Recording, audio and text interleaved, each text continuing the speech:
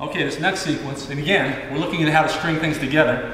So we're going to look at passing his guard under his legs, and then we're going to end up with side control B and look for the far arm for the Kimura, and then cross arm lock follow-up.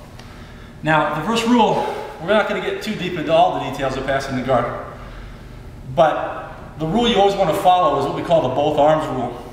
Both arms in the guard, or both arms out. If I leave one in, he's going to put me in a triangle. And this is standard, and if you think back, those of you who've been grappling a while, it was much more common in the mid-90s, early 90s for people to try to pass reaching one arm through the legs.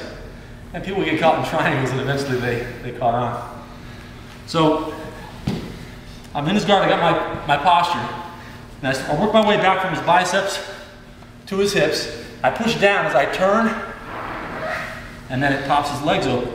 Once his legs pop open, I'm going to reach through and pull him to me, pull his thighs to me, join my hands together and sprawl into him. I'm off of my knees, my legs are wide. Now I'm going to put my hand on his shoulders, I walk around and turn my shoulders and hips and let his legs fall away. I end up in side control B. This is very important. You end up with this side control off of the pass so he doesn't put you right back in the guard. My arm is blocking his hip. Now he's turning on his side though, and I'm starting to encircle this arm. So now, let's turn a little bit. Now what I do is, while blocking his hip, I step around past his head, pull this in, turn and let his wrist pop out, and I grab my wrist after his first, then mine.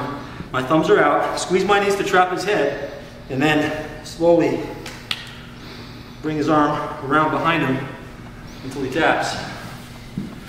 So looking at this again, this is a double leg wrap and stack pass. I'm stacking him up on his shoulders and neck.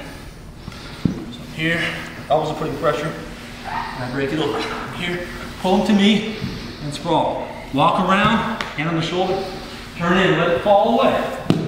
Gravity does the work. And now from here, he's still breaking in, trying to get on his side, and that's when I make my move around, encircling his arm, grabbing his wrist and then my wrist, pinning his elbow to my chest, and then turning. If he's got a hold on this, I can't break it free, I might use my knee on the bicep to break it free. Or I might just forego the Kimura and then pop up to a cross arm lock. From there, another 90-degree turn, and then work his grip free to get the arm lock.